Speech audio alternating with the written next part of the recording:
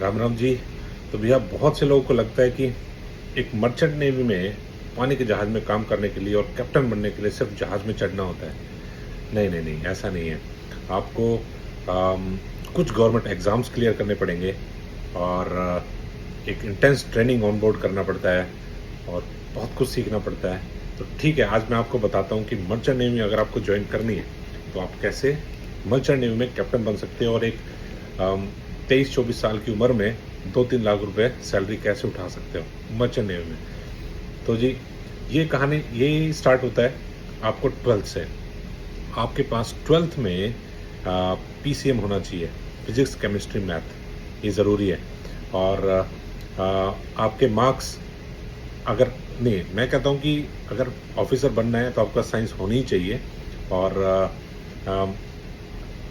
उसके लिए आपको कैडेटशिप करनी पड़ेगी। कैडेटशिप की रिक्वायरमेंट 65 है, लेकिन कोई कंपनी उठाती नहीं है 65 पे। तो मिनिमम 70% पकड़ो, आपके मार्क्स होने चाहिए, मतलब 12th में और नॉन मेडिकल में।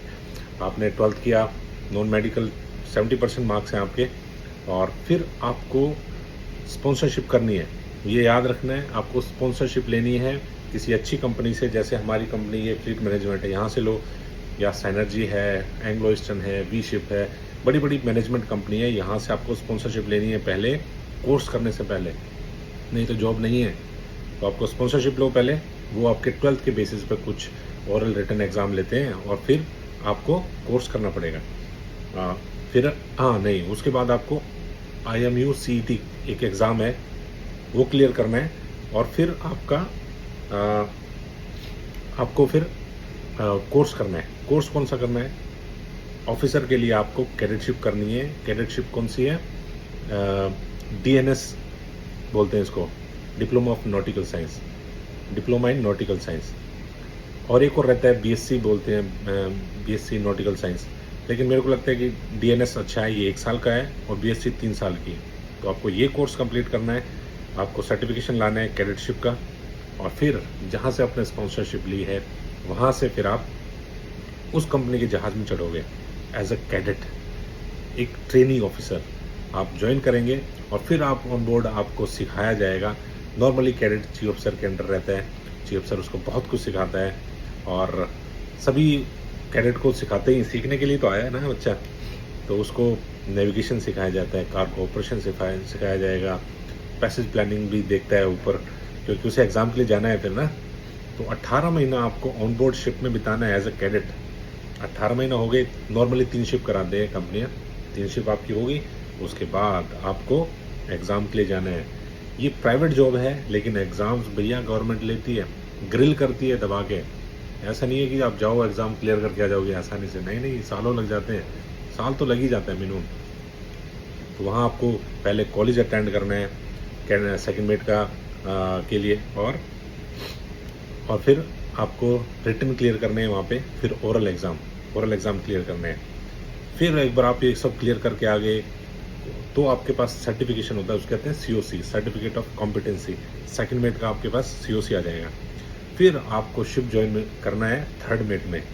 थर्ड मेट में नॉर्मली आपको $3,000 मिल ही जाएंगे। तो 3,000 मतलब 3 लाख की हेर फेर आपको मिल ही जाएगा। तो आप शिप ज्वाइन करेंगे एज अ थर्ड मेट। और फिर आपने 2 शिप किए, उसके बाद ऑन बोर्ड उसी सर्टिफिकेशन पे आपको प्रमोशन मिलके सेकंड मेट बन जाएंगे। ये जो 4 पट्टी है ना, ये 2 पट्टी मिल जाएंगी वहाँ पे सेकंड मेट की। सेकंड मेट बन गए आप। अब क्या करना है? अब आपको सी टाइम चाहिए, 18 महीना है शायद, हाँ 18 महीना सी टाइम हो गया एज अ ये जूनियर ऑफिसर में। सेकंड मेट और सेकंड थर्ड मेट का सी टाइम मिला के 18 महीना ऑन बोर्ड कर लिया है। फिर आपको एग्ज़ाम के लिए जाना पड़ेगा, चीफ मेट के एग्ज़ाम। उसमें फिर आपको कॉलेज अटेंड करना है और रिटन एग्ज़ाम क्लियर करने हैं, ओरल एग्ज़ाम क्लियर करने हैं। और फिर आपके पास सर्टिफिकेशन आएगा चीफ ऑफिसर का। और चीफ ऑफिसर का सर्टिफिकेशन आ गया तो फिर डायरेक्ट कंपनी आपको प्रमोशन नहीं देती है चीफ मेट में। वो आपकी प्रोग्रेस को देखेंगे, 1-2 जहाज और सेकंड मेट में करा लेंगे, फिर आपको चीफ ऑफिसर बना देंगे। चीफ ऑफिसर एक बार बन गए तो आपकी सैलरी फिर डबल ट्रिपल बढ़ती चली जाएगी सीधी। तो हमारी कंपनी में तो यहाँ चीफ मेट में काफ़ी मिल जाता है, 8 लाख के फिर मंथली। तो फिर आप एक बार चीफ मेट बन गए तो आप मैनेजमेंट में आते हैं एक्चुअली। चीफ ऑफिसर बन गए, मैनेजमेंट में आ गए, और चीफ मेट में आपको फिर ग्रिल करेंगे अच्छे से। आपको मेरे यहाँ जैसे कंपनी में 36 महीना चल रहा है, आपको 36 महीना चीफ मेट में सेल करना है। तो आपके 8-10 8-9 तो 7-8 शिफ्ट तो करा ही देते हैं चीफ मेट में। फिर उसी बीच आपको फिर अपने मास्टर का ओरल भी, मास्टर का एग्ज़ाम भी देना है। तो आपका जैसे on total sea time as a officer 36 month हो जाएगा। फिर आपको फिर मास्टर के ओरल और रिटन एग्ज़ाम के लिए जाना है। आपने वो एग्ज़ाम क्लियर किए, आपके पास सर्टिफिकेशन आ जाएगा मास्टर का, और आपको फिर एक्सपीरियंस के बेस पे आपको मास्टर बना दिया जाएगा, और एक शिप की कमांड आपके अंडर होगी। आप एक शिप के मास्टर होंगे, और बस बन गए कैप्टन जी। तो भाई ये प्रोसीजर है एक शिप में मास्टर बनने का। पैसा तो खूब मिला भी है, ऐसी कोई बात ना हो।